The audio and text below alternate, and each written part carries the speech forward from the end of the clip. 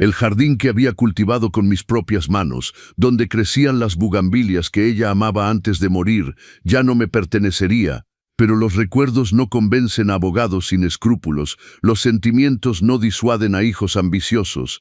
Contraté a una agente de bienes raíces que un colega del hospital me recomendó. Su nombre era Elena Cortés, una mujer de aproximadamente 50 años con ojos astutos y una manera directa de hablar que me agradó inmediatamente. Don Ricardo Mendoza, esta propiedad vale entre 4 millones y 4.800.000 pesos en el mercado actual. La colonia ha mejorado mucho estos últimos años. Puedo conseguirle un buen precio. Necesito que sea rápido y discreto, le dije. Elena me miró con esa expresión que tienen las mujeres que han visto suficiente mundo para evitar hacer preguntas innecesarias. Entiendo los problemas familiares. Ya he visto esto antes, hijos que de repente se vuelven muy interesados en el bienestar de sus padres cuando huelen la herencia. No se preocupe, puedo venderla en 3 semanas si acepta un precio justo. ¿Cuánto? 4.200.000 pesos. Hay una pareja joven que está buscando en esta colonia. Tienen el dinero listo, solo necesitan encontrar la casa correcta. La suya es perfecta. 3 semanas. Ese era el tiempo que tenía para desmantelar 40 años de mi vida y empezar de nuevo, para empacar cada objeto, cada fotografía, cada pedazo de mi historia en cajas que irían hacia un lugar que todavía no conocía. Hágalo. Firmamos los papeles esa misma tarde. Elena me explicó cada cláusula, cada término legal, asegurándose de que entendiera exactamente lo que estaba haciendo. La venta sería en efectivo, sin financiamiento, lo que significaba que podría cerrarse en menos de un mes una vez que encontráramos al comprador. ¿Y dónde planea mudarse?, preguntó mientras guardaba los documentos en el expediente. Todavía no lo sé. Necesito un lugar pequeño, seguro, donde nadie sepa dónde estoy. Conozco una residencia en el centro histórico, departamentos para personas mayores, pero no es asilo. Son departamentos independientes con seguridad las 24 horas, cámaras, conserje. Varios enfermeros retirados viven ahí. Puedo conseguirle un 2 ambientes por 6.500 pesos al mes.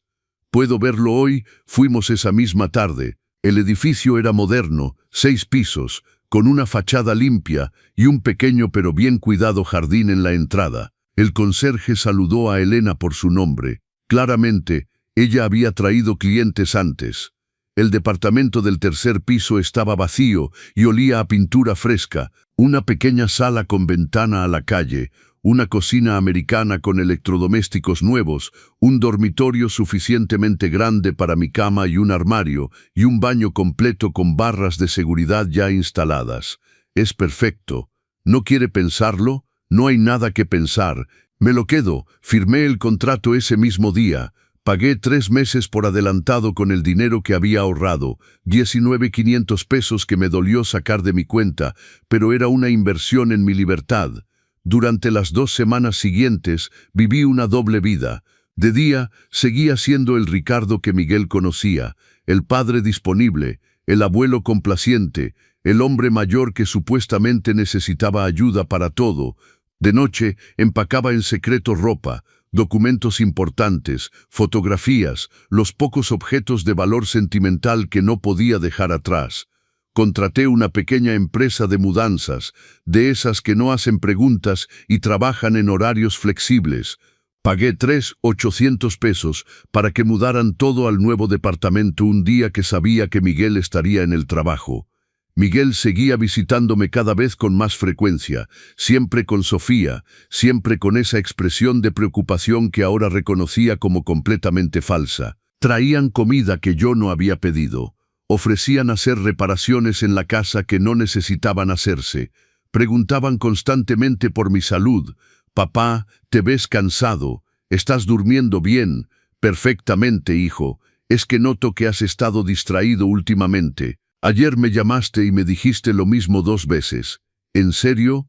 No lo recuerdo». Mentía. Sabía exactamente lo que estaba haciendo. Estaba creando su narrativa, documentando síntomas que usarían después contra mí. Cada visita era un registro mental de supuestos olvidos, confusión, señales de deterioro que solo existían en la conveniencia de su imaginación. Sofía tomaba fotos, pensaba que yo no me daba cuenta, pero la escuchaba sacar su teléfono y capturar imágenes del interior de la casa, los muebles, las habitaciones, todo lo que después reclamarían como parte del patrimonio familiar que debía preservarse. 2 días antes de que la venta se cerrara, Miguel llegó con una propuesta. «Papá, Sofía y yo hemos estado pensando, ¿qué te parece venir a vivir con nosotros unos meses? Solo para probar. Podrías quedarte en el cuarto de huéspedes, estarías acompañado, no tendrías que preocuparte por la casa. ¿Y qué pasaría con esta casa mientras tanto? Podríamos rentarla, obtener algunos ingresos extras que te vendrían bien. Yo me encargaría de encontrar inquilinos confiables, cobrar la renta, todo. Tú solo tendrías que disfrutar de estar con tu familia». Era tan obvio que dolía. Una vez que viviera con ellos, una vez que la casa estuviera rentada a nombre de Miguel, sería cuestión de tiempo hasta que encontrara la manera de quitármela definitivamente. Un papel firmado aquí, una supuesta emergencia médica allá, y perdería todo sin siquiera darme cuenta hasta que fuera demasiado tarde. «Déjame pensarlo. No hay mucho que pensar, papá. Es por tu propio bien». Ahí estaba otra vez, por mi propio bien, como si fuera incapaz de saber qué era lo mejor para mí mismo. «Dame una semana entonces. Pero piénsalo en serio, papá. Ya no estás en condiciones de vivir solo. A tu edad, cualquier cosa puede pasar». Se fueron esa noche y yo terminé de hacer mis maletas, caja tras caja de una vida entera reducida a cartón y cinta adhesiva. La venta se cerró un martes por la tarde en la notaría. La pareja compradora, Pedro y Camila Ortiz, eran exactamente lo que Elena había prometido, jóvenes profesionales con un bebé en camino buscando su primera casa. Tenían los ojos brillantes de alguien que apenas comienza la misma ilusión que yo había tenido 40 años atrás cuando compré ese terreno vacío. «Vamos a cuidar muy bien su casa, don Ricardo», dijo Camila con sinceridad auténtica. «Podemos sentir todo el amor que hay en cada rincón». Casi lloré, pero me mantuve firme, sonreí, firmé cada papel que el notario puso frente a mí. La transferencia bancaria llegó a mi cuenta mientras aún estábamos en la notaría, 4.200.000 pesos menos la comisión de Elena, menos los gastos de cierre, me dejaban con 3.900.000 pesos netos. «¿Qué planea hacer con ese dinero?», preguntó el notario sellando los documentos finales. «Invertir en algo que me dé paz». Esa misma tarde, abrí 3 cuentas diferentes. Una cuenta de inversión a largo plazo que generaría intereses modestos pero seguros. Una cuenta de ahorros de emergencia con 800.000 pesos que nadie podría tocar sin mi autorización personal y física en el banco. Y una cuenta corriente normal para mis gastos mensuales, únicamente a mi nombre, sin beneficiarios, sin cotitulares, sin ninguna manera de que alguien más pudiera tener acceso a ese dinero. Aunque me declararan incapaz, el abogado que contraté se aseguró de que cada cuenta estuviera protegida con instrucciones específicas. En caso de enfermedad o incapacidad, el banco debería contactar directamente a mi abogado, no a un familiar. Cualquier intento de tutoría o poder legal tendría que pasar primero por él, y tenía instrucciones estrictas de pelear cada solicitud como si su vida dependiera de ello. Me costó 27.000 pesos adicionales en honorarios legales, pero valió cada centavo. La mudanza al nuevo departamento fue casi anticlimática. Mis pertenencias ocupaban solo la mitad del espacio disponible. Me di cuenta de cuánto peso había cargado innecesariamente todos estos años. Muebles que nunca usaba, ropa que no me había puesto en décadas, objetos decorativos que solo juntaban polvo. Mi nueva vida en el departamento comenzó con un silencio que no había conocido en años. No era el silencio vacío de la soledad, sino el silencio lleno de posibilidades. Cada mañana me despertaba sabiendo que este espacio era completamente mío, que nadie vendría a juzgar cómo lo decoraba o sugerir que era demasiado grande para mí, pero sabía que el silencio no duraría. Miguel eventualmente notaría algo y debía estar preparado para ese momento.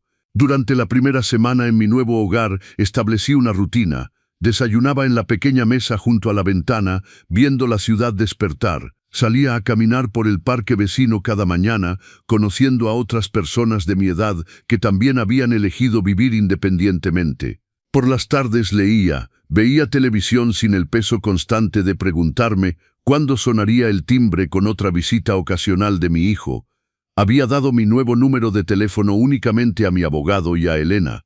Mi teléfono antiguo lo mantuve activo pero dejado en el cajón de la mesita de noche, revisando solo una vez al día los mensajes de Miguel. Eran predecibles en su falsedad. Papá, pasé por tu casa hoy pero no estabas. ¿Dónde estabas? Papá, necesito hablar contigo sobre lo que discutimos. ¿Cuándo puedo visitarte?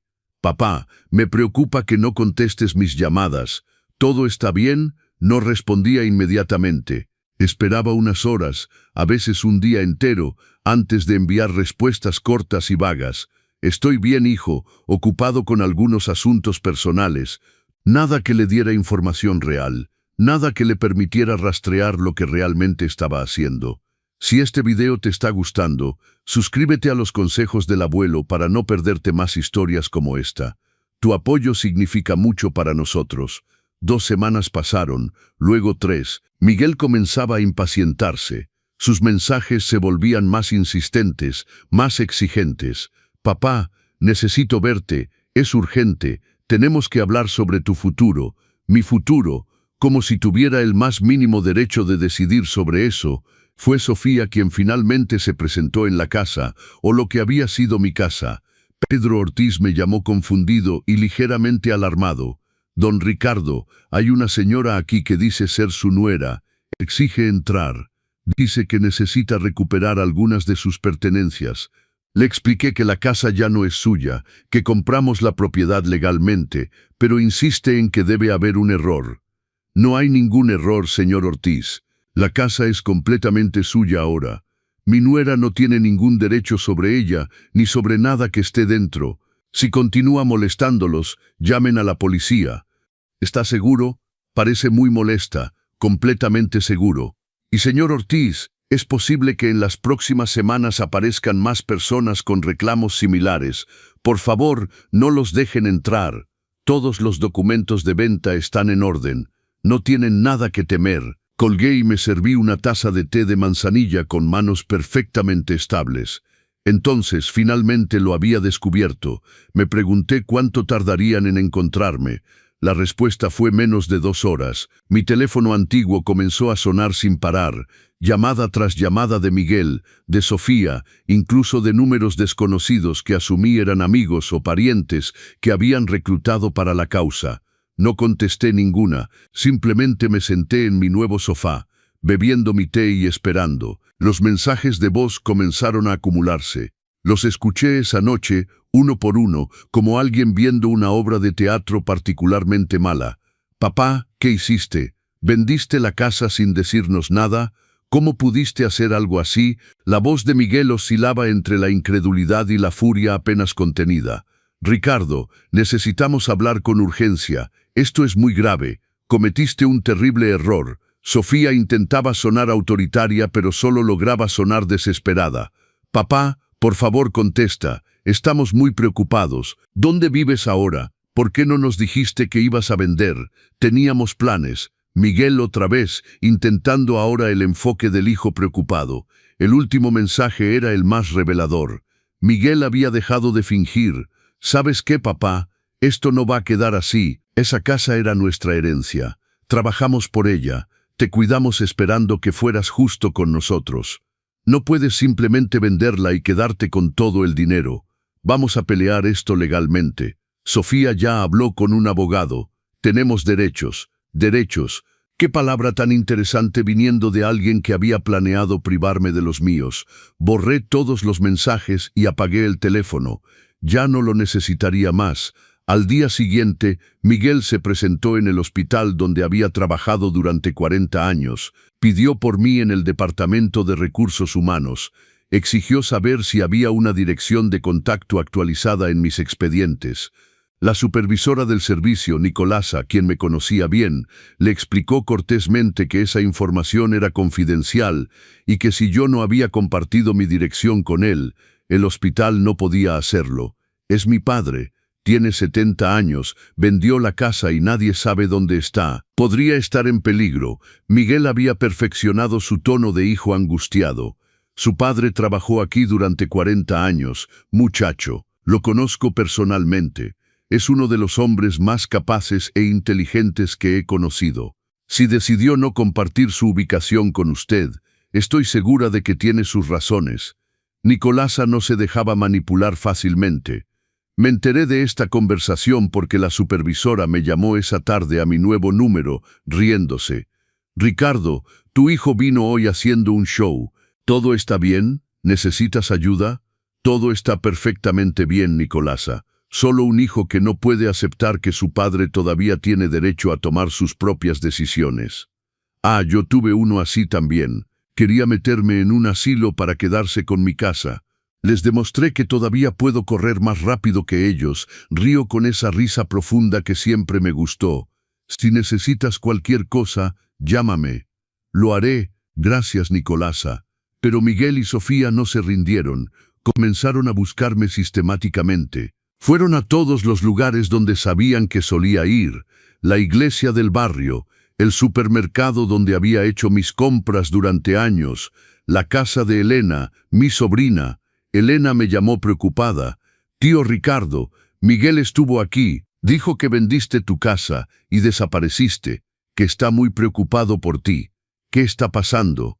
Estoy bien, Elena. Solo tomé algunas decisiones sobre mi vida que a Miguel no le gustaron, pero son mis decisiones. Vendiste la casa, estás viviendo solo en algún lugar. Estoy viviendo muy bien en un lugar seguro, con mi dinero protegido y mi tranquilidad intacta. Hubo un silencio, luego Elena suspiró. Miguel me pidió que tratara de convencerte de vivir con ellos si te veía. Dijo algo sobre que no es seguro para ti vivir solo a tu edad. ¿Y tú qué piensas? Pienso que eres el hombre más fuerte que conozco. Y si tomaste esta decisión, fue por una buena razón. Pero también pienso que Miguel está realmente molesto. Dice que va a pelear esto en los tribunales. Que pelee, no tiene ninguna base legal. Tío, ¿qué pasó realmente? Miguel siempre ha sido complicado, lo sé, pero esto parece más serio. Le conté, no todo, pero lo suficiente. La conversación que había escuchado sobre la tutoría, los planes para manipularme, el abogado listo para ayudarlos a privarme de mi autonomía y mis bienes. Elena quedó en silencio por mucho tiempo. Cuando finalmente habló, su voz temblaba con una mezcla de enojo y tristeza. No puedo creer que sea capaz de eso. Es tu hijo, por eso duele tanto. ¿Qué vas a hacer ahora? Nada. Ya hice lo que tenía que hacer, proteger mis bienes, asegurar mi independencia, y ahora voy a vivir el resto de mi vida en paz. Lo que Miguel haga o deje de hacer ya no es mi problema. Pero sabía que Miguel no se rendiría tan fácilmente. Lo conocía demasiado bien. Cuando quería algo, no se detenía hasta conseguirlo, o hasta que la realidad lo golpeara lo suficientemente fuerte como para hacerlo desistir. Y todavía no habíamos llegado a ese punto. 3 semanas de silencio relativo pasaron. No intentó contactarme directamente, ni apareció en los lugares donde solía verme. Ese silencio me ponía más nervioso que todas las llamadas juntas. Significaba que estaba planeando algo, reagrupando sus fuerzas, preparando su siguiente movimiento. Mi abogado me llamó un viernes por la tarde. Don Ricardo, recibí una notificación. Su hijo ha presentado una demanda judicial alegando preocupación por su bienestar mental y su capacidad para manejar sus asuntos financieros. Ahí estaba, exactamente lo que había escuchado en esa conversación meses atrás. El plan seguía en movimiento, solo que ahora ya no tenía nada que pudieran quitarme. ¿Qué alega específicamente?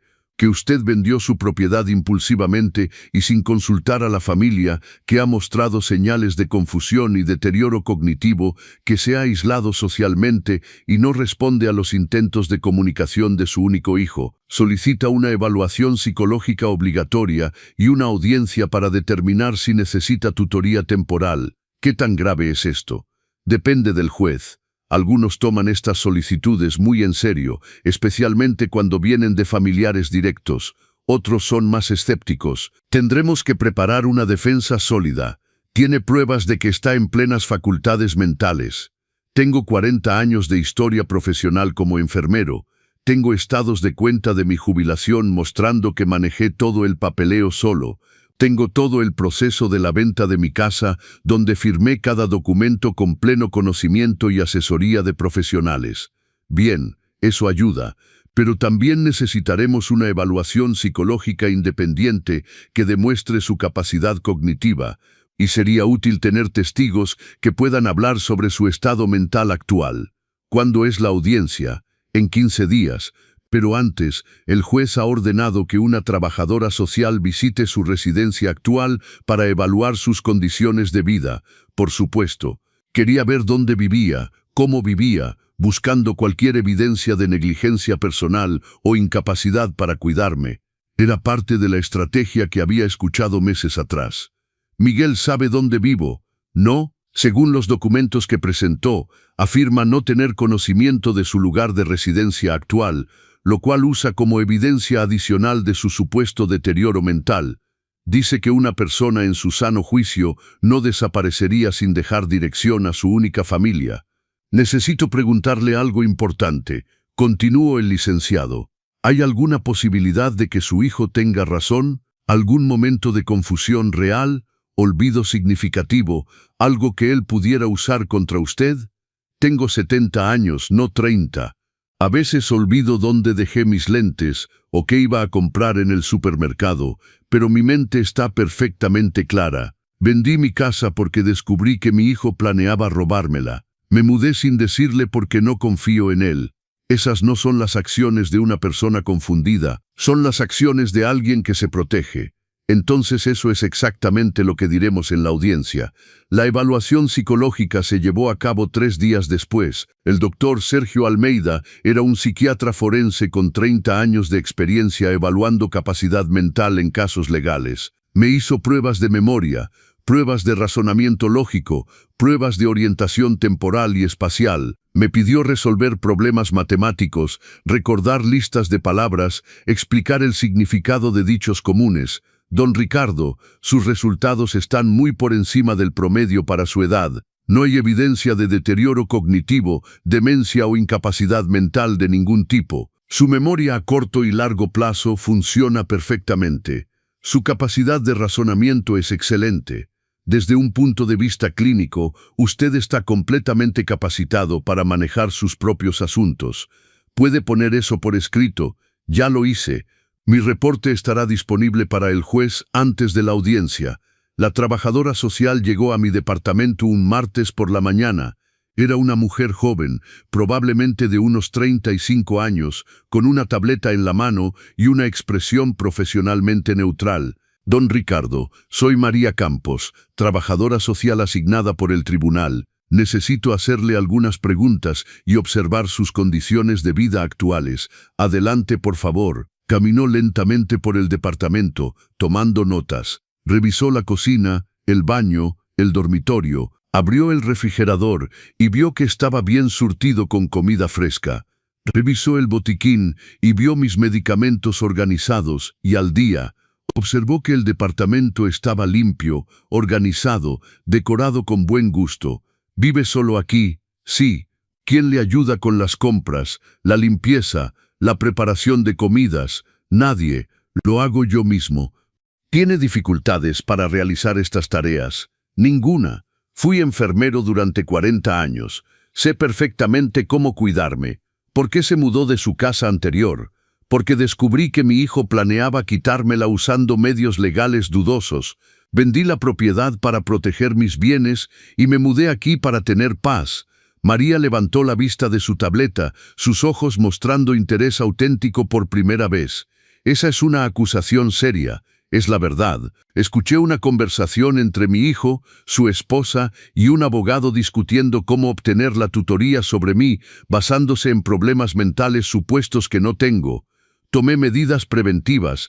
Tiene pruebas de esa conversación, mi palabra y el hecho de que ahora están haciendo exactamente lo que planearon hacer, solicitar tutoría basada en falsas alegaciones de incapacidad mental. María escribió durante varios minutos, luego me hizo más preguntas sobre mi rutina diaria, mis actividades sociales, mi salud física, mis finanzas. Le mostré mis estados de cuenta bancarios, mis recibos de pago de renta, mis registros médicos actualizados. Don Ricardo, debo decir que he evaluado docenas de casos como este. La mayoría son situaciones auténticas, donde una persona mayor necesita ayuda, pero algunas, hizo una pausa. Algunas son familiares tratando de tomar control de bienes antes de que sea legalmente apropiado.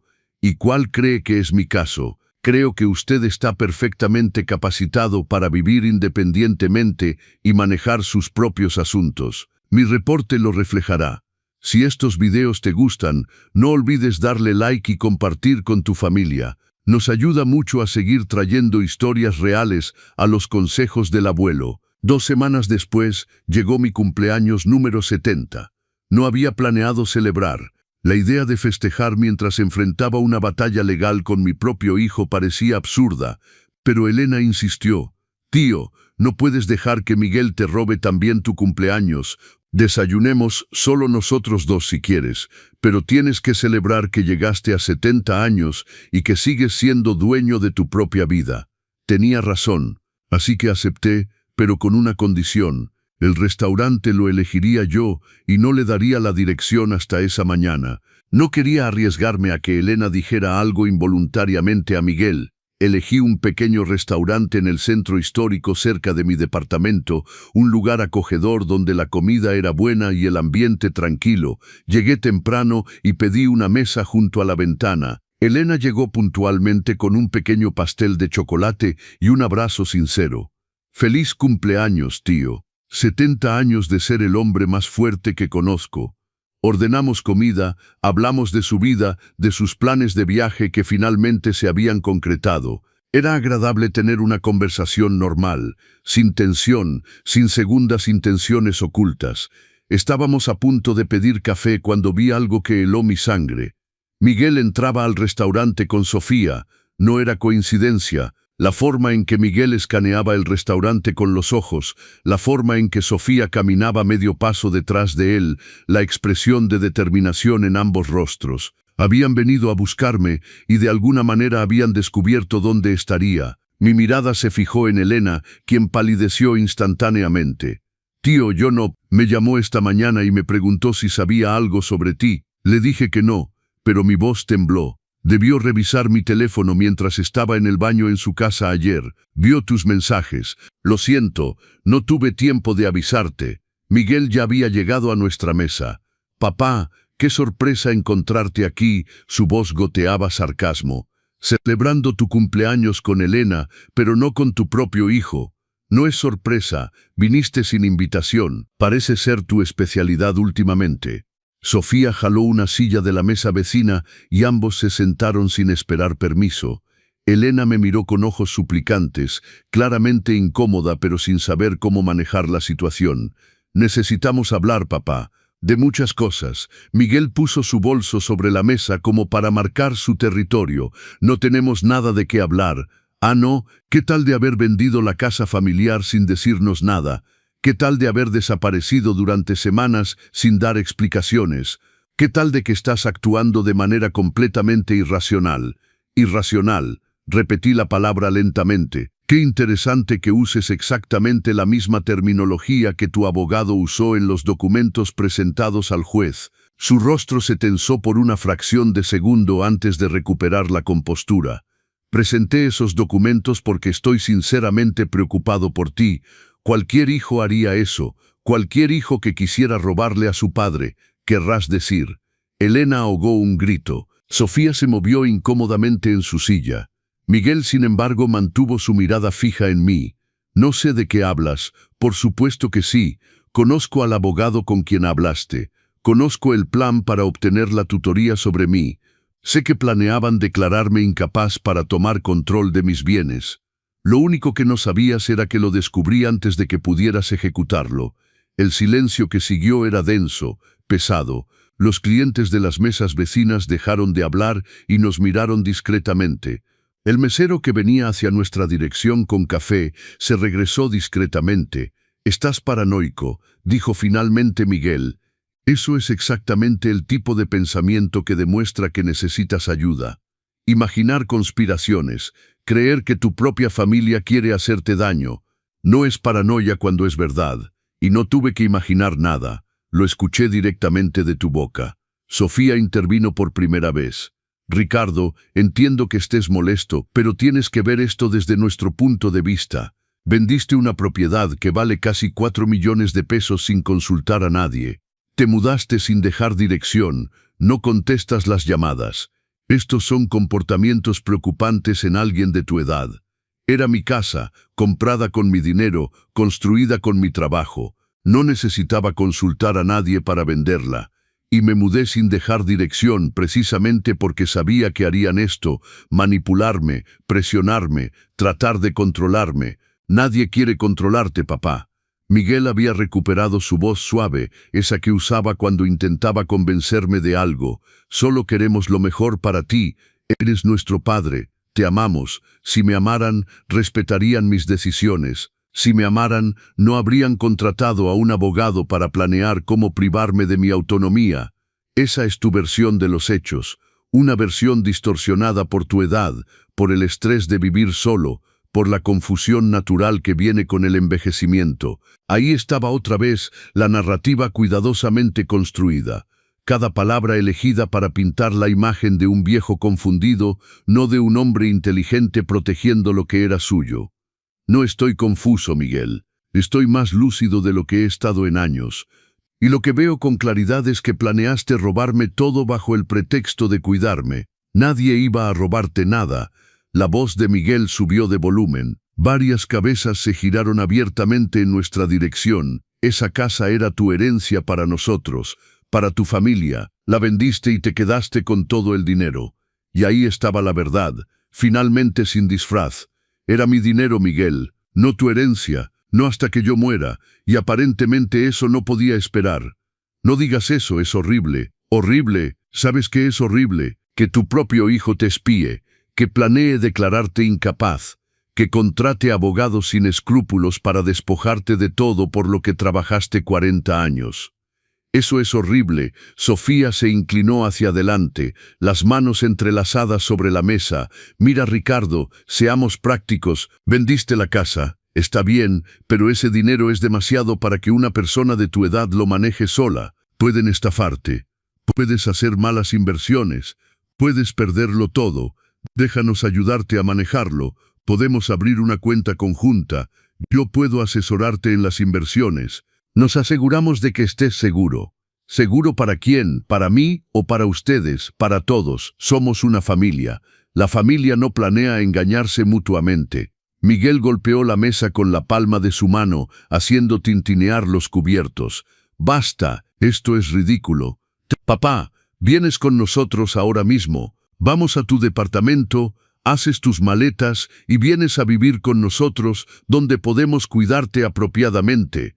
No voy a ningún lado contigo, no te estoy preguntando, te estoy diciendo, y yo te digo que no tienes ningún derecho sobre mí. Soy un hombre adulto en plenas facultades mentales y tomo mis propias decisiones. La audiencia es en 3 días, dijo Sofía. El juez escuchará todas las pruebas que tenemos, los vecinos de tu antigua casa que reportaron que estabas desorientado, el personal del hospital que notó cambios en tu comportamiento antes de que te jubilaras. Todo está documentado. Mentiras. Cada palabra es una mentira cuidadosamente plantada, testimonios que probablemente fabricaron o manipularon para construir su caso, que presenten lo que quieran. Tengo mis propias pruebas. Evaluaciones psicológicas que demuestran mi capacidad mental completa, reportes de la trabajadora social confirmando que vivo independientemente sin problemas, y por sobre todo, la verdad. La verdad. Miguel rió amargamente. Tu verdad es que eres terco, necio, rehusándote a aceptar que necesitas ayuda. Esa no es la verdad, papá. Es tu ego negándose a admitir que ya no puedes hacer todo solo. Me levanté. Elena hizo lo mismo inmediatamente, colocándose a mi lado en un gesto de apoyo silencioso. He hecho cosas solo durante 70 años, Miguel. Crié a un hijo solo después de la muerte de tu madre. Construí una casa solo. Me abrí camino en una profesión solo, y terminaré mis días solo si eso significa mantener mi dignidad intacta. Papá, por favor. Por primera vez la voz de Miguel tembló con algo que podría haber sido emoción auténtica, o quizás era solo la frustración de que su plan se hubiera derrumbado. No tiene que ser así. Podemos resolver esto. Puedes dejar de intentar controlarme. Puedes respetar que soy dueño de mi propia vida. El silencio que siguió fue absoluto.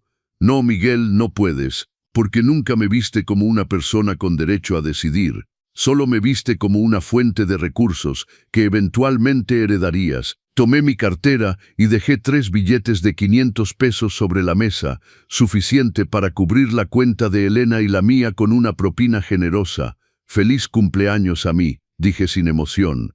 «Elena, vámonos. Esto no termina aquí». Sofía también se levantó. «Vamos a pelear hasta el final. Háganlo. Pero déjenme decirles algo. Mientras ustedes planeaban cómo robarme, yo ya me había protegido. El dinero está invertido en cuentas que no pueden tocar. Mi departamento está a nombre de una sociedad de la cual soy el único beneficiario. Y tengo instrucciones legales claras sobre qué hacer si intentan declararme incapaz. Eso suena como paranoia, papá. Eso suena como inteligencia, hijo, algo que claramente subestimaste en mí. Salimos del restaurante bajo la mirada de todos los presentes. Los 3 días hasta la audiencia fueron los más largos de mi vida, no por miedo, sino por la anticipación de poder finalmente decir mi verdad frente a alguien con la autoridad de hacerles entender a Miguel y Sofía que habían perdido. Mi abogado, el licenciado Carlos Guerrero, me preparó de forma exhaustiva. Repasamos cada detalle de mi caso, cada documento, cada elemento de prueba. Me enseñó a mantener la calma sin importar las acusaciones que hicieran, a responder con claridad y precisión, a no dejarme provocar emocionalmente.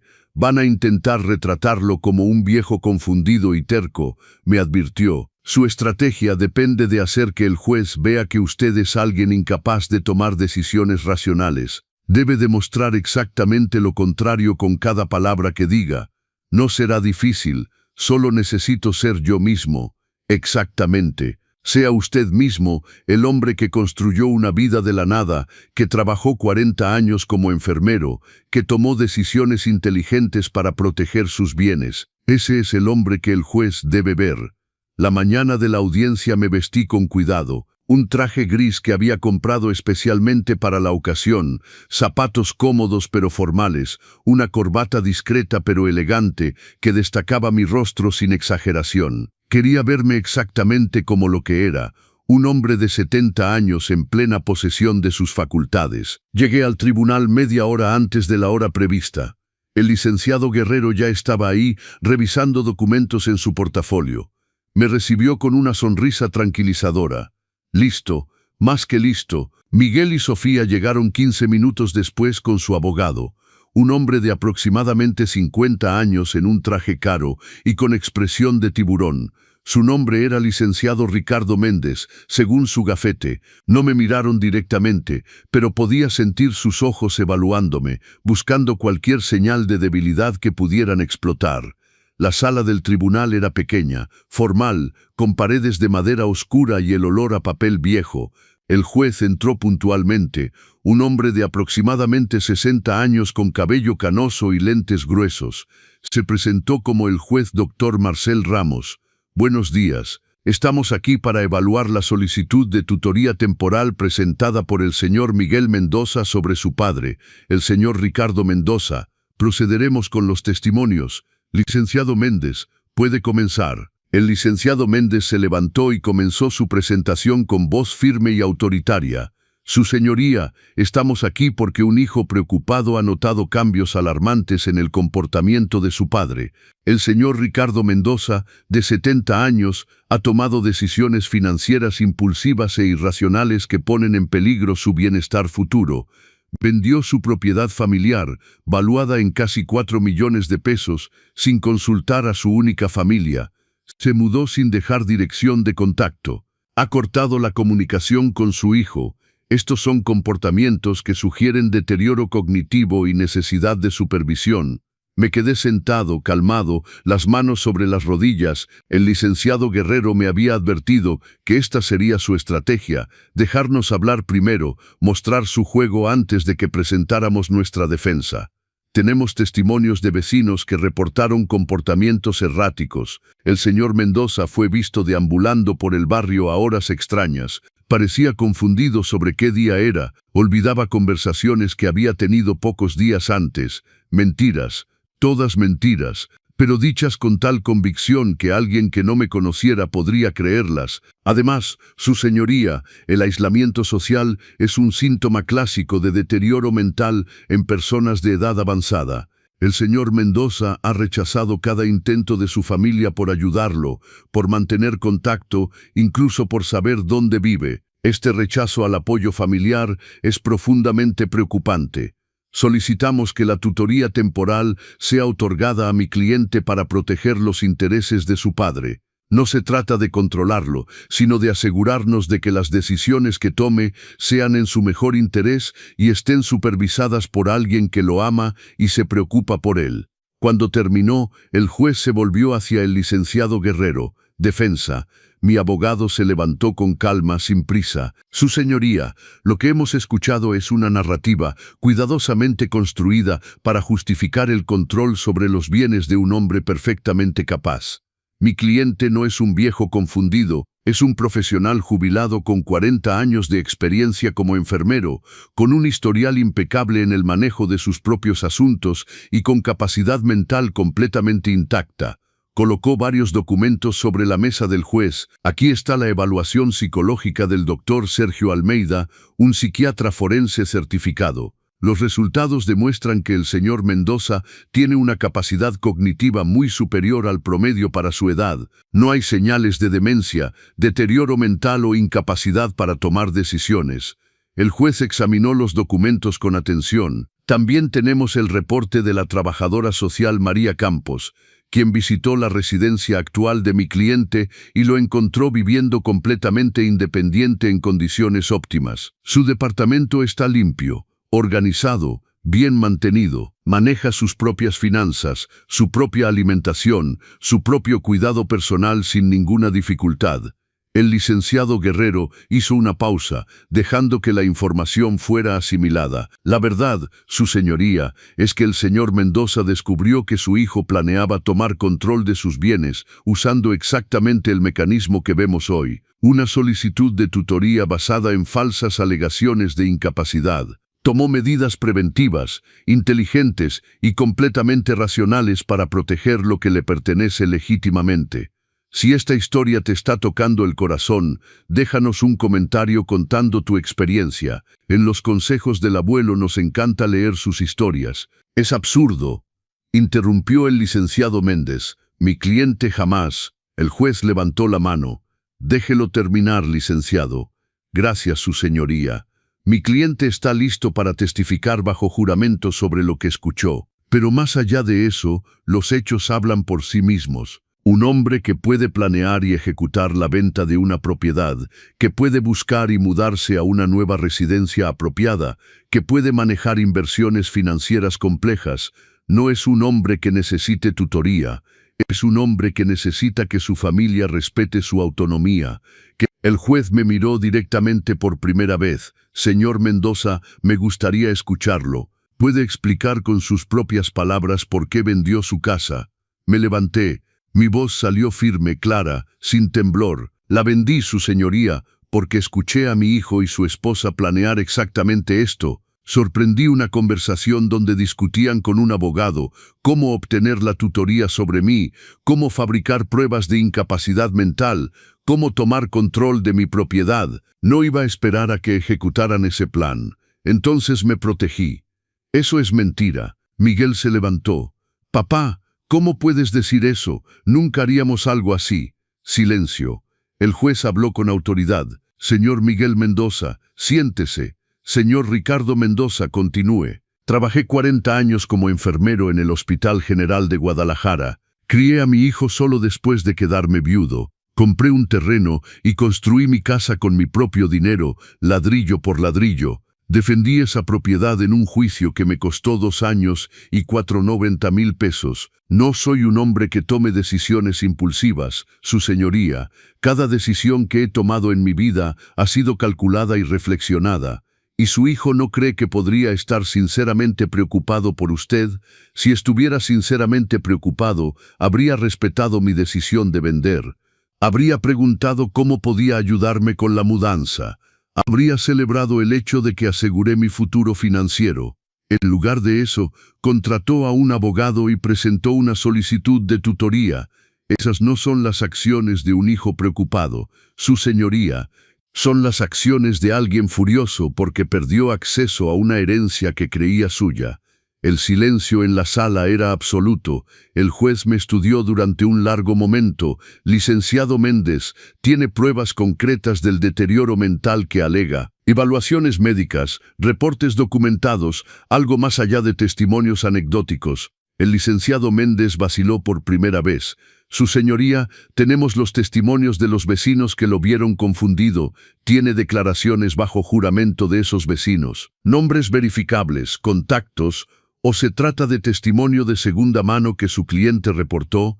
Su Señoría, es común en estos casos que responda a la pregunta, licenciado. ¿Tiene declaraciones bajo juramento verificables o no? No en este momento, Su Señoría, pero podemos obtenerlas si se nos da tiempo. El juez cerró el expediente frente a él de un golpe seco. Se recostó en su silla, mirando alternadamente a Miguel y a mí. Luego habló con una voz que no dejaba lugar a ninguna interpretación. He examinado toda la documentación presentada. La evaluación psicológica del señor Ricardo Mendoza demuestra capacidad mental completa. El reporte de la trabajadora social confirma que vive independientemente sin problemas. Sus estados de cuenta financieros prueban que maneja sus asuntos de forma responsable. No veo ninguna evidencia concreta que justifique una tutoría, ni siquiera temporal. Miguel palideció. Sofía agarró el borde de la mesa. Lo que veo, continuó el juez, es un hombre de 70 años que tomó decisiones inteligentes para proteger sus bienes de lo que percibía como una amenaza. Esa percepción puede ser correcta o no, pero el hecho es que tenía todo el derecho legal de vender su propiedad, de mudarse donde quisiera y de manejar su dinero como lo juzgara apropiado. No necesitaba el permiso de nadie. El juez miró directamente a Miguel. Señor Miguel Mendoza, entiendo que pueda estar preocupado por su padre, pero la preocupación no es una base legal para quitarle la autonomía a una persona competente. Su padre ha demostrado que está en plenas facultades. Esta solicitud de tutoría queda rechazada. El golpe del mazo resonó en la sala como un trueno final. Caso cerrado. Pueden retirarse. Salí de ese tribunal con la cabeza en alto. Miguel y Sofía se quedaron en su lugar, inmóviles como pilares de sal, mirando un mundo que se había derrumbado a su alrededor. No me volteé a verlos. Ya no tenía nada que decirles. En la calle, el licenciado Guerrero me estrechó la mano con una sonrisa sincera. Estuvo perfecto, don Ricardo. No pudo haber salido mejor. Gracias, licenciado. Por todo. ¿Qué va a hacer ahora? Vivir. Simplemente vivir. Y eso fue exactamente lo que hice. Los días se transformaron en semanas, las semanas en meses. Miguel intentó contactarme 3 veces más durante el primer mes después de la audiencia. Mensajes de texto que oscilaban entre súplicas y acusaciones. Los ignoré todos. Finalmente dejó de intentar. Elena me visitaba cada 2 semanas. Me contó que Miguel y Sofía habían tenido que mudarse a un departamento más pequeño porque no podían pagar la renta de la casa anterior. Que los niños preguntaban por mí, pero que Miguel les decía que el abuelo estaba enfermo y no podía recibir visitas. Otra mentira más para su colección. No te pone triste, tío, son tus nietos. Es triste que estén siendo criados por alguien que valora el dinero más que la familia, pero no puedo salvarlos de eso, solo puedo salvarme a mí mismo. Mi vida en el departamento se convirtió en una rutina cómoda y predecible. Me despertaba temprano, tomaba café viendo el amanecer sobre la ciudad, salía a caminar por el parque vecino donde hice amistad con otros hombres de mi edad, que también habían elegido la independencia sobre el falso confort de depender de sus hijos. Uno de ellos, Bernardo Cortés, me contó su propia historia una tarde mientras tomábamos té en su departamento. Su hijo había intentado meterlo en un asilo para quedarse con la casa. Había peleado en los tribunales, había ganado, y ahora vivía en el mismo edificio que yo, 3 pisos arriba. Nuestros hijos crecieron en una época donde todo se les dio fácilmente, me dijo. No entienden el valor del sacrificio porque nunca tuvieron que hacerlo. Y cuando ven que tenemos algo que ellos no tienen, no piensan en trabajar para obtenerlo, piensan en cómo quitárnoslo. Tenía razón. Habíamos trabajado tan duro para darles una vida mejor que habíamos olvidado enseñarles a valorar el esfuerzo detrás de cada cosa. Con el dinero de la venta de mi casa, después de pagar todos los gastos legales y establecer mis inversiones, me quedaban 3.500.000 pesos bien protegidos. Los intereses generaban aproximadamente 5.000 pesos mensuales, que sumados a mi pensión de 16.000 pesos, me daban 21.000 pesos al mes, más que suficiente para vivir cómodamente. Me inscribí en clases de pintura en el centro comunitario. Descubrí que tenía talento para los paisajes, especialmente para capturar la luz del atardecer sobre las montañas que rodeaban Guadalajara. Mis pinturas comenzaron a decorar las paredes de mi departamento, reemplazando viejas fotografías de una familia que ya no existía de la forma en que la había imaginado. Bernardo se convirtió en mi mejor amigo. Nos reuníamos cada martes y jueves para jugar dominó en el área común del edificio.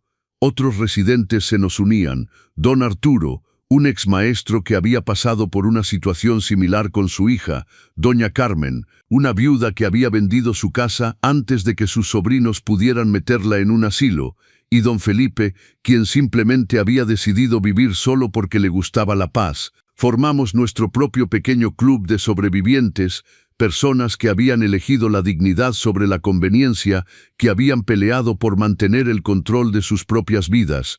Las tardes eran tranquilas. Leía libros que había querido leer durante años pero nunca había tenido tiempo. Veía películas clásicas mexicanas en el canal de cable.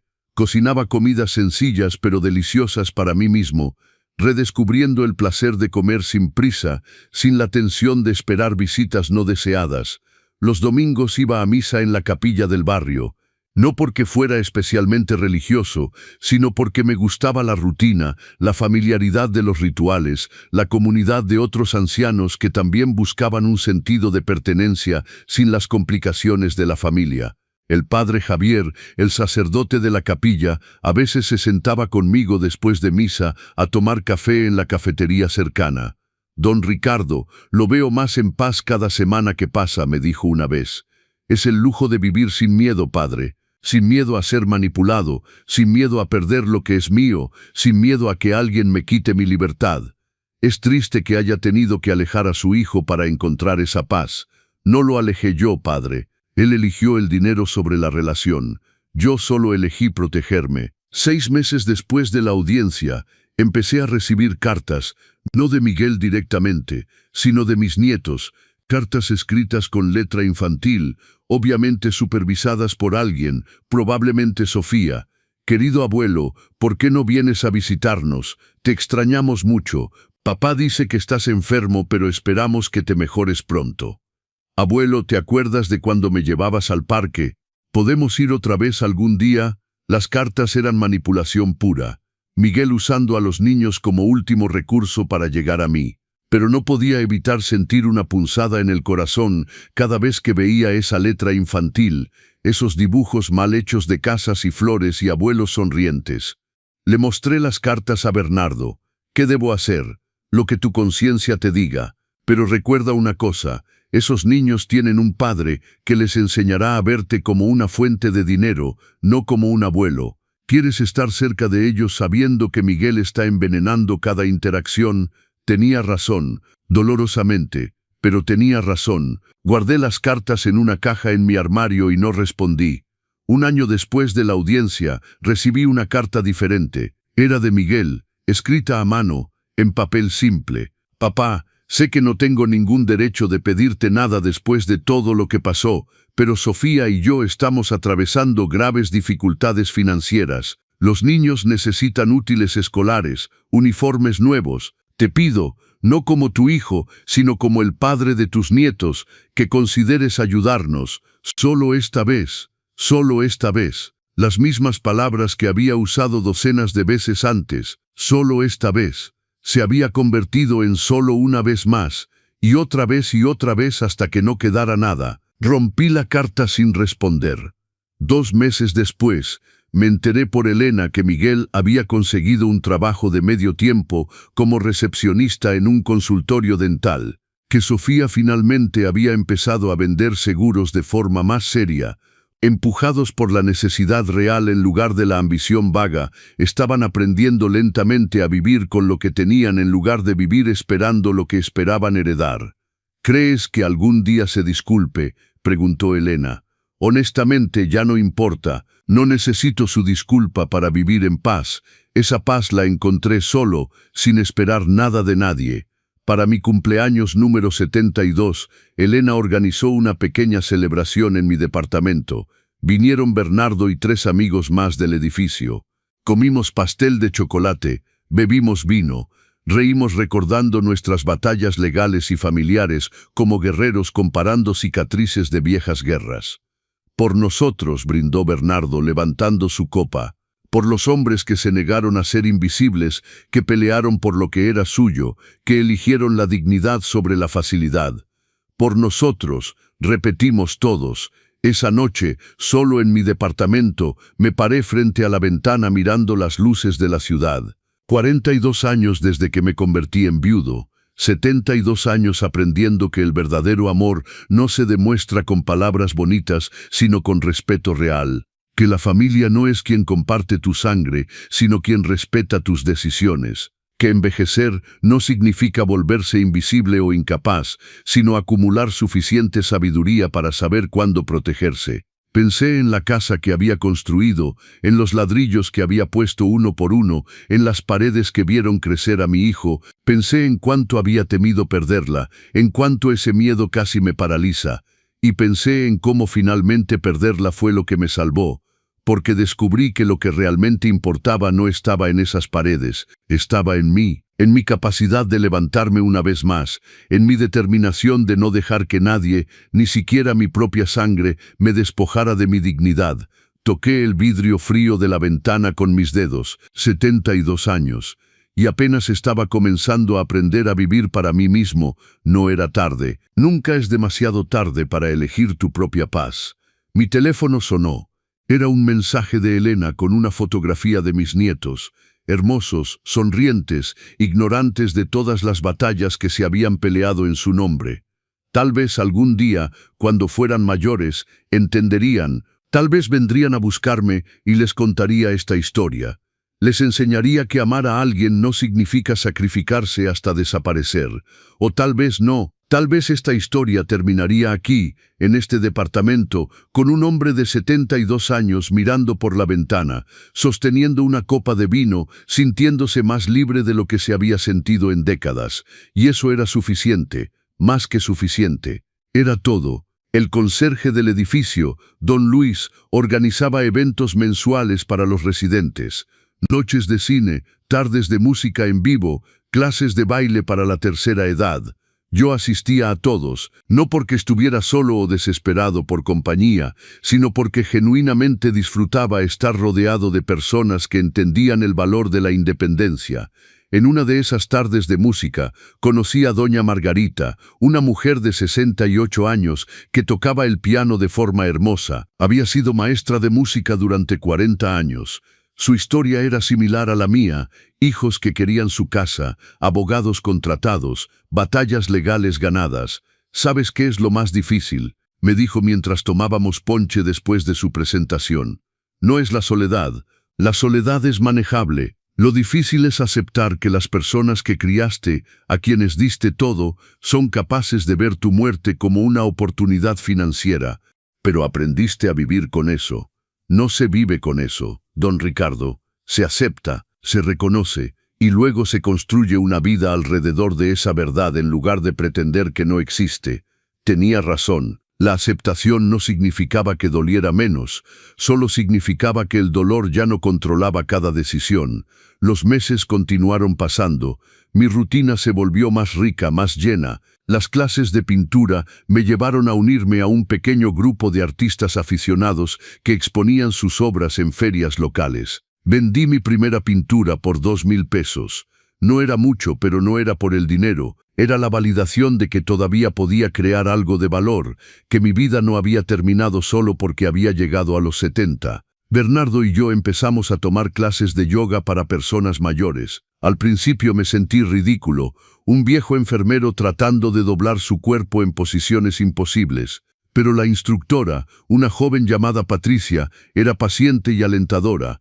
Don Ricardo, el yoga no es sobre ser flexible. Es sobre conocer tus límites y respetarlos mientras lentamente los expandes, como la vida misma, y así era. Cada día expandía un poco más los límites de lo que pensé que sería mi vida como anciano. No era la vida que había imaginado cuando era joven, con nietos corriendo por mi casa y comidas familiares los domingos. Pero era mi vida, elegida por mí, vivida en mis propios términos, y eso valía más que cualquier fantasía de familia perfecta que nunca se materializaría. 18 meses después de la audiencia, mi vida había encontrado un ritmo que nunca imaginé posible. No era la vida que había soñado cuando era joven, pero era mejor de muchas maneras porque era auténticamente mía. Los martes por la mañana, Bernardo y yo caminábamos por el Parque Agua Azul. Llevábamos pan para alimentar a los patos en el lago, como dos viejos sentimentales que finalmente podían disfrutar de los placeres simples sin la carga de expectativas familiares. ¿Sabes qué es lo más extraño?, me dijo Bernardo una mañana mientras nos sentábamos en nuestra banca favorita. Pasé 50 años de mi vida construyendo un legado para mi hijo, la casa, los ahorros, todo, y ahora que me lo quité de las manos, soy más feliz de lo que he sido en décadas. Es porque finalmente estás viviendo para ti, no para la idea de lo que deberías dejar atrás. Exacto. Nuestros padres nos enseñaron que el éxito se mide por lo que dejas a tus hijos, pero nadie nos enseñó que primero tienes que vivir tu propia vida con dignidad. Esas conversaciones con Bernardo se volvieron mi terapia. Él entendía de una forma que nadie más podía, el dolor de amar a un hijo que solo te ve como una cuenta bancaria. La liberación de finalmente soltar esa relación tóxica. En el edificio, nuestro pequeño grupo de sobrevivientes creció. Se unió don Esteban, un exingeniero de Pemex, cuya hija había intentado internarlo en un asilo psiquiátrico para quedarse con su pensión, y doña Rosario, quien había vendido su panadería justo antes de que sus 3 hijos pudieran forzarla a firmar poderes legales. Cada uno tenía su historia, su batalla, su victoria, y juntos formamos algo más que un grupo de amigos. Éramos una familia elegida, unidos no por sangre, sino por experiencia compartida y respeto mutuo. Los jueves por la noche nos reuníamos en el salón comunal del edificio. Don Luis, el conserje, nos dejaba usar el espacio gratuitamente. Traíamos comida, compartíamos historias, a veces simplemente nos sentábamos en silencio cómodo mientras veíamos las noticias o una película vieja. Una noche, mientras compartíamos tacos que doña Carmen había preparado, don Arturo preguntó algo que todos habíamos pensado pero nadie había verbalizado. ¿Alguno de ustedes se arrepiente de haber peleado, de haber vendido, de haber cortado lazos? El silencio duró varios segundos. Luego doña Rosario habló. Me arrepiento de no haberlo hecho antes. Me arrepiento de los años que perdí tratando de ser la madre perfecta para hijos que solo esperaban mi muerte. Pero de haberme defendido finalmente, no, ni un segundo de arrepentimiento. Todos asentimos. Era la verdad compartida entre nosotros. Mi único arrepentimiento, agregué, es no haber visto las señales antes. Miguel mostró quién era durante años, pero yo las ignoré porque quería creer que el amor paternal era más fuerte que la avaricia. Aprendí que no lo es. Entonces, ¿qué hacemos con ese dolor?, preguntó don Esteban. Porque duele aunque hayamos tomado la decisión correcta. Lo convertimos en sabiduría, dijo Bernardo. Y si tenemos la oportunidad, advertimos a otros que están donde estuvimos nosotros. Y eso hicimos. Cuando nuevos residentes llegaban al edificio, personas mayores mudándose para escapar de situaciones familiares difíciles. Nosotros estábamos ahí, no para juzgar, no para aconsejar, no solicitado, sino para escuchar y compartir si nos lo pedían. Ayudé a don Ramiro, un hombre de 68 años, cuyo hijo acababa de sugerir que firmara un poder legal solo por si acaso. Le conté mi historia. Le di el número del licenciado Guerrero. 3 meses después, don Ramiro se había mudado a un departamento en nuestro edificio, con sus bienes protegidos y su autonomía intacta. «Me salvaste la vida, don Ricardo», me dijo con lágrimas en los ojos. «No, amigo, te salvaste tú mismo, yo solo te mostré que era posible». Mi relación con Elena continuaba siendo fuerte. Ella venía cada 2 semanas sin falta, a veces solo para tomar café y platicar, a veces para llevarme a algún museo o exposición que pensaba que me gustaría. «Sabes que Miguel me pregunta por ti cada vez que nos vemos», me dijo un día mientras caminábamos por el centro histórico. «¿Y qué le dices? Que estás bien, que estás feliz, que estás viviendo tu mejor vida, y se puede ver que lo odia. No es que lo odie, es que no lo entiende. Para él, mi felicidad sin su presencia es prueba de que estoy mal. No puede concebir que yo pueda estar mejor sin él. ¿Extrañas a los niños?». Era una pregunta que me hacía a mí mismo a menudo. Extraño la idea de ellos, la fantasía del abuelo que juega con sus nietos, que les enseña cosas, que es parte de sus vidas. Pero esa fantasía requería que Miguel fuera diferente de lo que es, y no puedo sacrificar mi paz por una fantasía. Son preguntas difíciles, tío. Toda la vida adulta es hacer preguntas difíciles y vivir con respuestas incómodas. Las clases de pintura me llevaron a conocer a un grupo completamente diferente de personas, jóvenes artistas en sus 20 y 30 que me trataban como un igual, no como un viejo que necesitaba protección. Me enseñaron técnicas nuevas, me desafiaron a probar estilos diferentes. Una joven llamada Andrea, estudiante de arte de 25 años, se sentaba a mi lado en cada clase. «Don Ricardo, ¿cómo es que empezó a pintar tan tarde en la vida?». «Porque finalmente tuve tiempo y paz mental para hacerlo. Pasé 70 años sobreviviendo, solo ahora estoy viviendo». Eso es profundo. Mi abuela siempre dice que quiere hacer cosas, pero que ya es muy tarde. Dile que solo es muy tarde cuando estás muerto. Mientras respires, puedes empezar algo nuevo. Andrea me invitó a una exposición colectiva que organizaban en una galería del centro. Me sentí halagado pero nervioso. ¿Quién querría ver las pinturas de un enfermero jubilado sin entrenamiento formal? Pero Bernardo me empujó a aceptar. «¿Sabes cuántas veces dijiste que era demasiado viejo para algo nuevo? 0. No empieces ahora». La exposición fue en un sábado por la noche. Llevé 3 pinturas, un atardecer sobre el lago de Chapala, una vista de las calles empedradas del centro histórico y un retrato de Bernardo que había pintado de memoria. Para mi sorpresa, Elena vino, y Bernardo, y doña Carmen, y don Arturo, y todo mi grupo de amigos del edificio. Llenaron la pequeña galería con su presencia y su apoyo. Un hombre mayor, tal vez de mi edad, se paró frente a mi cuadro del atardecer durante varios minutos. «¿Es usted el artista?», preguntó finalmente. «Sí, señor. Capturó algo aquí. No solo la luz, capturó libertad. Se puede sentir en cada pincelada, como si el artista finalmente pudiera respirar mientras pintaba esto». Me quedé sin palabras. Ese extraño había visto exactamente lo que sentí mientras pintaba. «¿Lo vende? Perdón». «El cuadro. Está en venta. Le doy 8,000 pesos por él». Vendí mi primera pintura seria esa noche. 8,000 pesos que inmediatamente usé para invitar a todo mi grupo de amigos a cenar en un restaurante cercano. A esto, brindó don Arturo, a empezar carreras nuevas a los 70 años. A demostrar que la vida no termina cuando tus hijos dicen que termina. A esto repetimos todos chocando copas. 2 años después de la audiencia, Elena me trajo noticias. Miguel y Sofía se están divorciando. Me quedé en silencio procesando. Los niños van a tener custodia compartida. Pero tío, esto es lo importante. Miguel perdió su trabajo. Está viviendo con un amigo. Sofía se quedó con el departamento y está criando a los niños sola.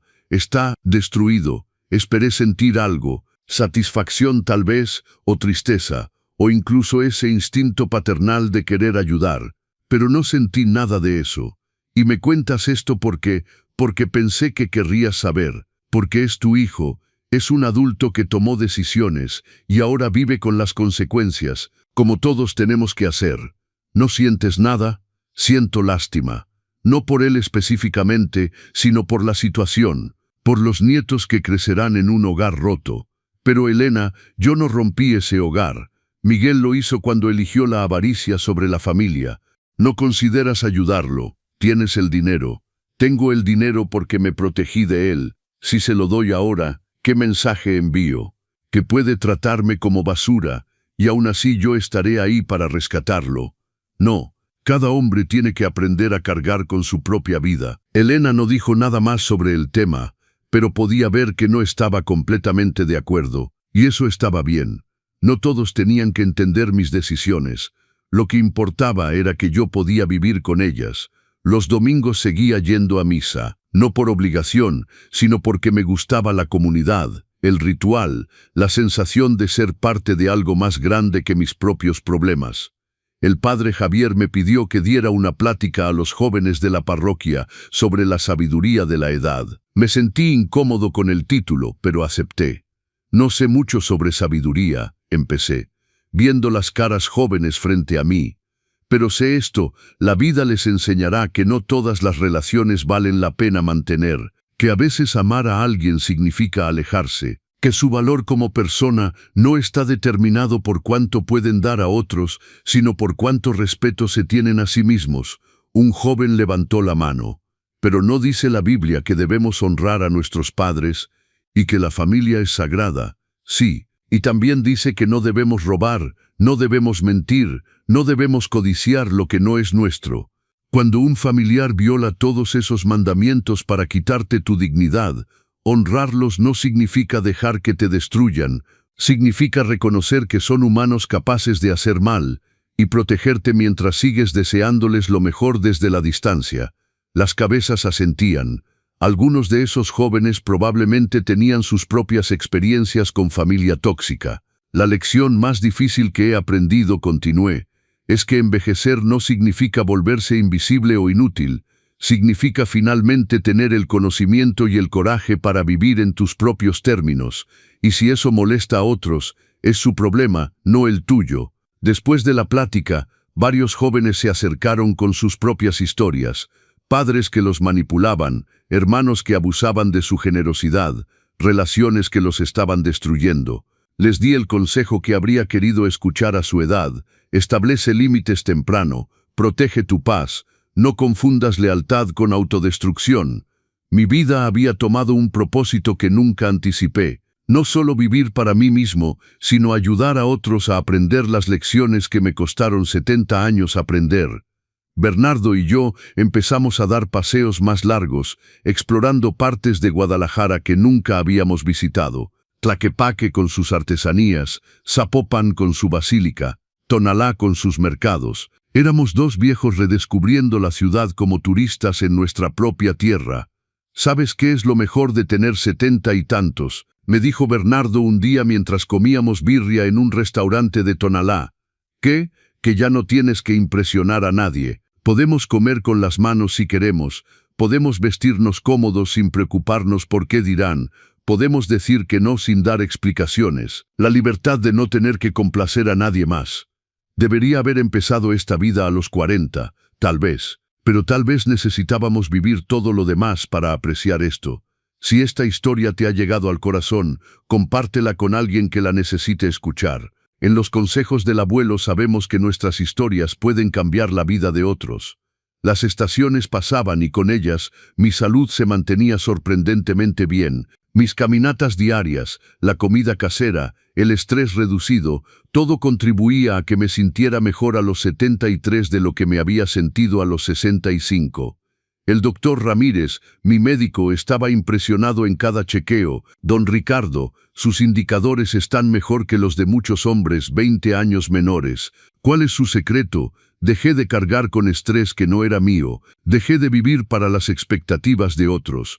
Empecé a dormir bien por primera vez en décadas. Deberían enseñar eso en la escuela de medicina, la paz mental como tratamiento preventivo. Y tenía razón. Mi presión arterial estaba controlada, mi colesterol había bajado, incluso los dolores crónicos de espalda que había tenido durante años habían disminuido significativamente. Resulta que el cuerpo responde positivamente cuando la mente finalmente encuentra tranquilidad.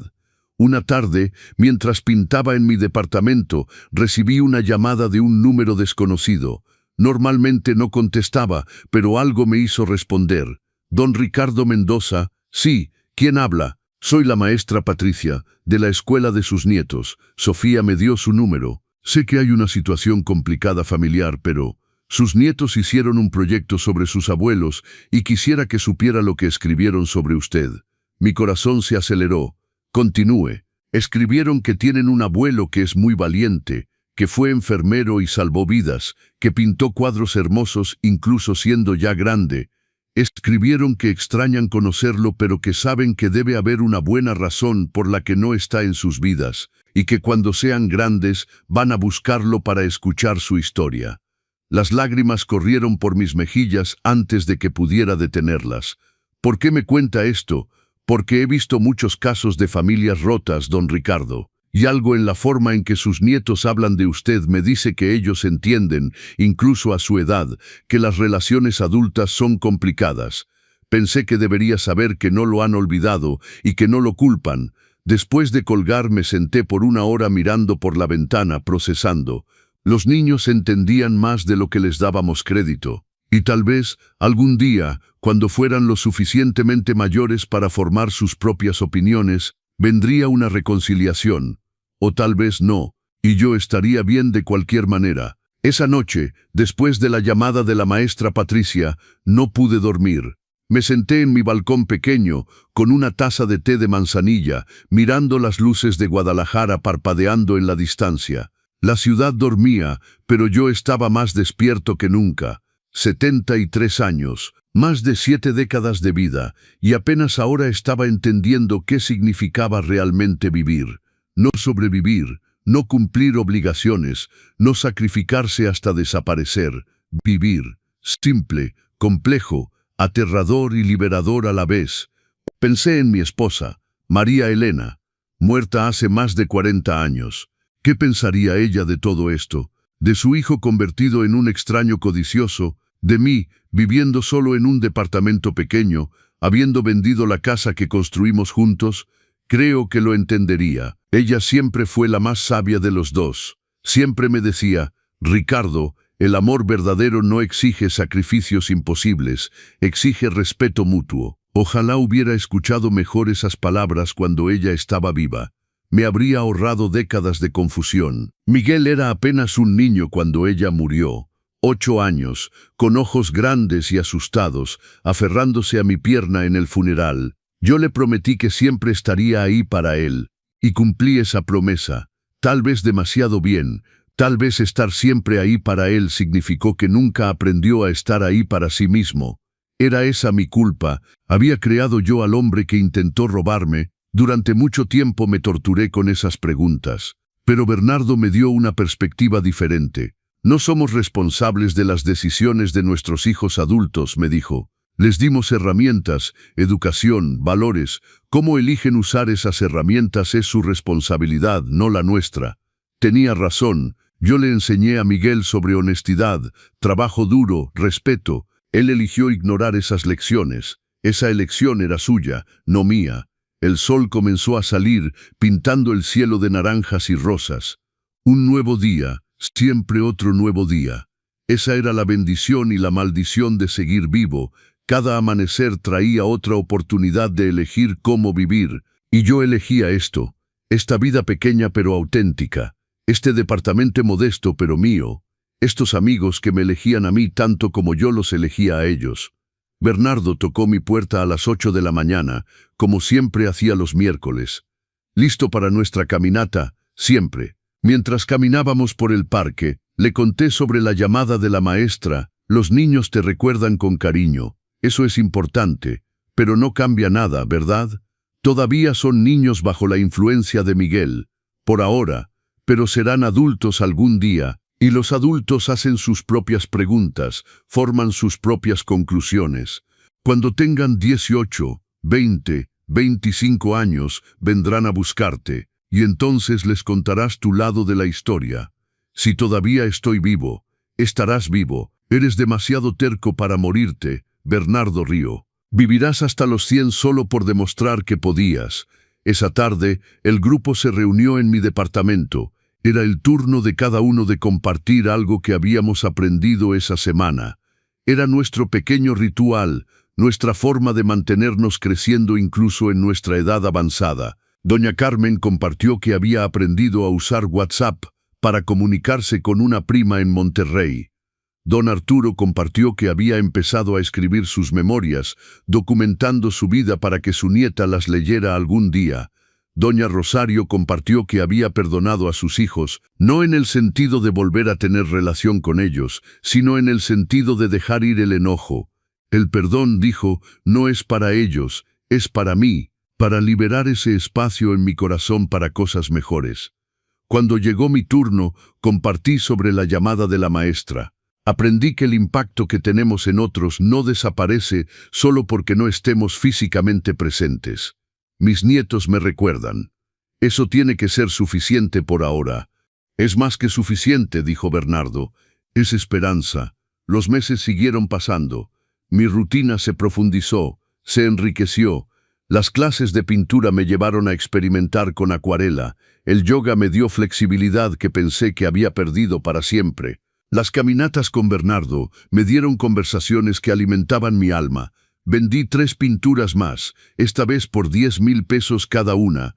Con ese dinero contraté a un maestro privado de guitarra. Siempre había querido tocar, pero nunca había tenido tiempo. Ahora tenía todo el tiempo del mundo.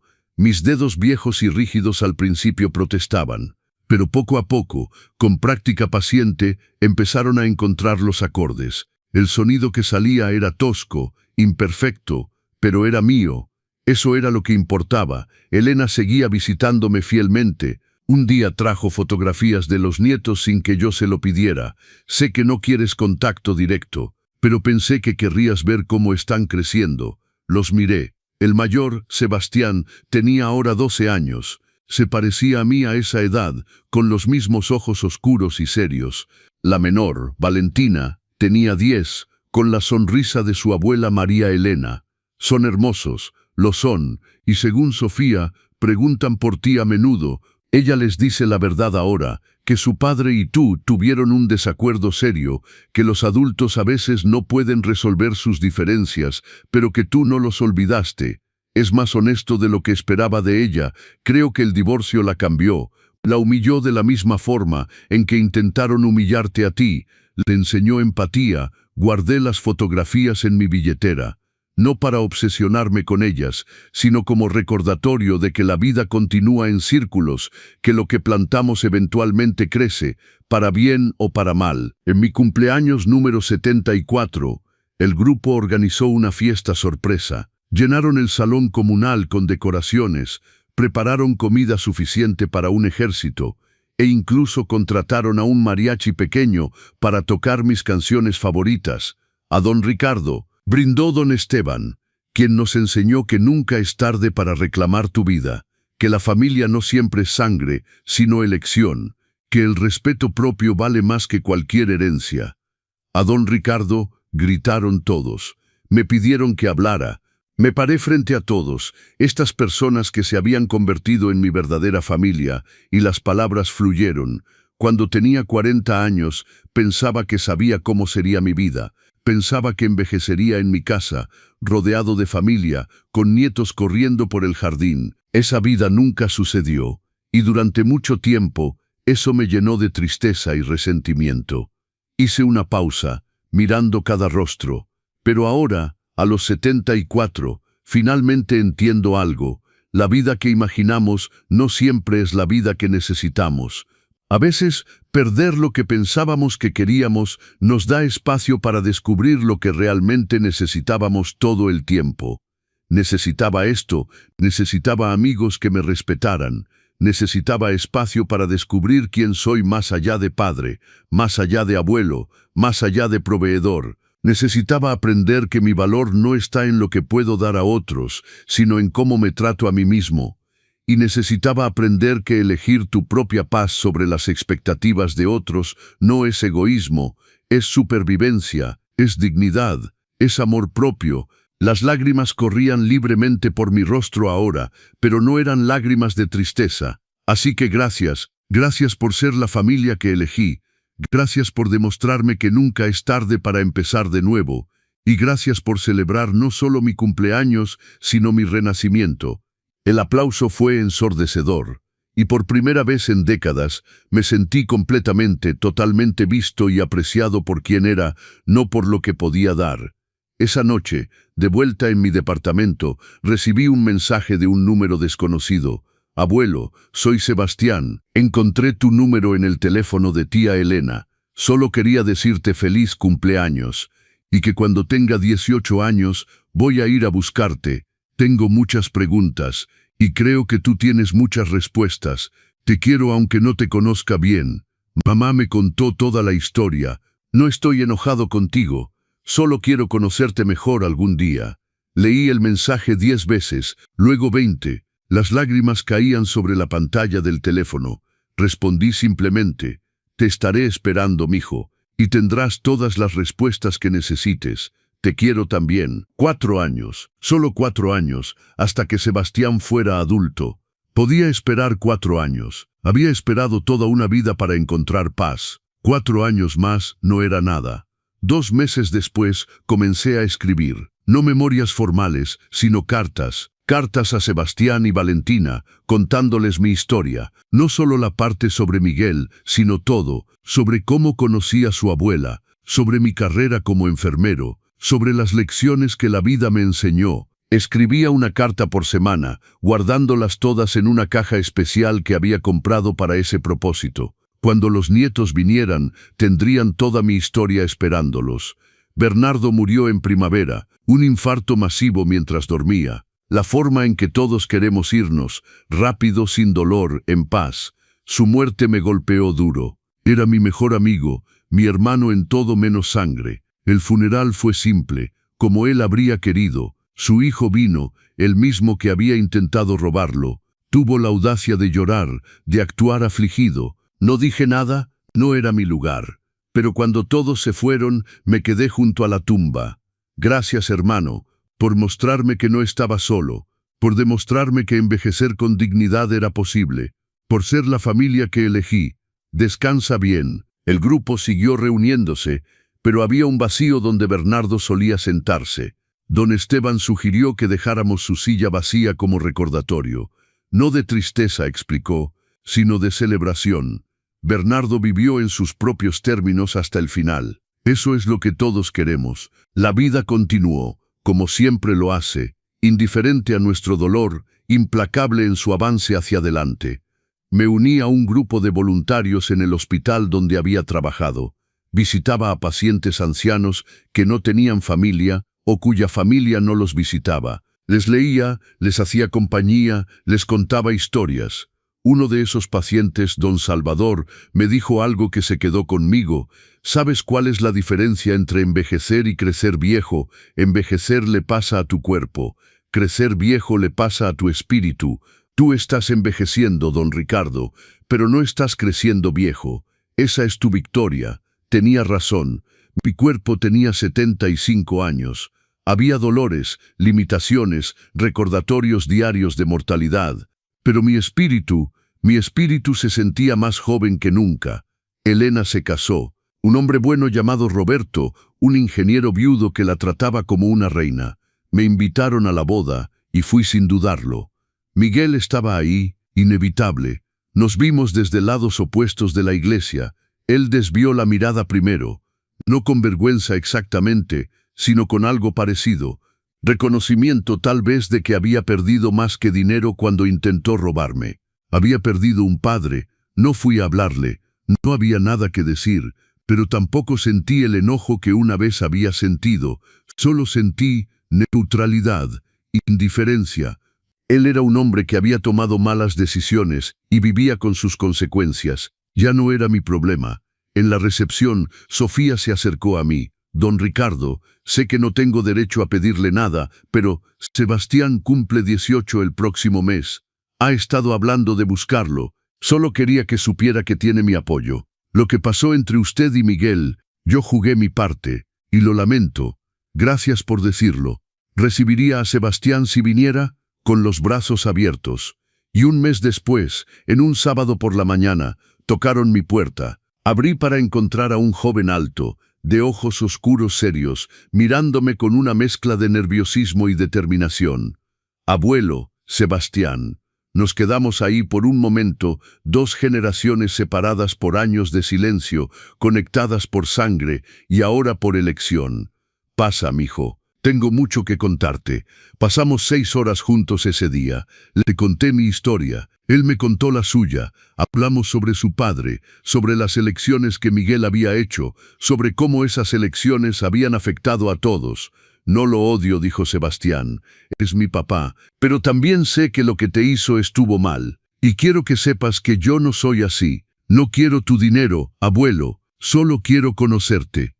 Eso es todo lo que necesito escuchar. Le di la caja de cartas que había escrito. Estas son para ti y tu hermana. Mi historia, mis lecciones, todo lo que quiero que sepan. Léanlas cuando quieran. Y si tienen preguntas, estaré aquí. Sebastián comenzó a visitarme cada 2 semanas. Valentina vino al mes siguiente, tímida al principio, pero abriéndose lentamente. Eran buenos niños, convirtiéndose en buenos adultos a pesar de todo. No hablábamos de Miguel a menos que ellos lo sacaran. Esta relación era sobre nosotros, no sobre él. Le enseñé a Sebastián a pintar. Descubrimos que tenía talento natural. Le enseñé a Valentina sobre las plantas, sobre cómo crear un jardín, recordando a su abuela que tanto amaba las bugambilias. No era la relación de abuelo que había imaginado cuando eran bebés. Era mejor porque estaba construida sobre verdad, respeto y elección mutua. Hoy es mi cumpleaños número 76. El grupo organizó otra celebración. Elena vino con Roberto. Sebastián y Valentina vinieron con flores. Estoy sentado en mi balcón esta noche, mirando las mismas luces de la ciudad que he mirado durante 6 años desde este departamento. Pero esta vez no estoy solo en mi reflexión. Puedo escuchar risas desde el salón donde el grupo está limpiando. Puedo ver las flores que mis nietos trajeron. Puedo sentir el peso de las cartas que Valentina me escribió, respondiendo a las mías. Esta vida no es la que imaginé. Es mejor, porque es mía. Completamente, absolutamente mía. Elegida, peleada, ganada. Y si pudiera hablarle a mi yo de hace 6 años, al hombre aterrorizado escuchando a su hijo planear robarlo, le diría esto: vas a estar bien, mejor que bien. Vas a descubrir que soltar lo que pensabas que debías proteger te liberará para encontrar lo que realmente mereces. Vas a aprender que envejecer no significa volverse invisible, significa volverse suficientemente sabio para ver quién realmente te valora. Vas a aprender que la familia que eliges puede ser más fuerte que la familia que te dieron. Y vas a aprender que nunca, nunca es demasiado tarde para reclamar tu propia vida. Esta historia terminó, pero mi historia continúa. Cada día, cada amanecer, cada elección de vivir en mis propios términos. Y eso es más que suficiente. Es todo. Epílogo. 3 años más tarde, cuando cumplí 79, Sebastián me pidió que diera un discurso en su graduación universitaria. Él había estudiado trabajo social, inspirado por mi historia y las de mi grupo. Me paré frente a cientos de jóvenes graduados y dije: la lección más importante que pueden aprender no viene de libros, viene de saber cuándo decir no, cuándo protegerse, cuándo elegir su propia dignidad sobre las expectativas de otros. Hagan eso y el resto de la vida será más fácil. Sebastián me abrazó después, con lágrimas en los ojos. Gracias, abuelo, por enseñarme que el amor verdadero respeta límites. Miguel estaba en la graduación. Lo vi desde lejos. Nuestros ojos se encontraron brevemente. Él asintió, yo asentí. No era perdón, No era reconciliación, era simplemente reconocimiento de dos hombres que alguna vez fueron padre e hijo, ahora extraños que compartían un pasado, y yo estaba en paz con eso, ¿Te tocó esta historia? ¿De qué ciudad de México nos estás viendo? Conectemos en los comentarios de los consejos del abuelo. Si te gustó esta historia, puedes apoyarnos enviando un súper gracias para que podamos seguir trayendo más historias como esta. Muchas gracias por tu apoyo. Espero tus comentarios sobre la historia. En la pantalla puedes ver 2 nuevas historias de vida que recomendamos mucho. Hay muchas más en el canal Los Consejos del Abuelo. No olvides suscribirte y activar la campanita. Hasta la próxima historia de vida, con cariño y respeto desde Los Consejos del Abuelo.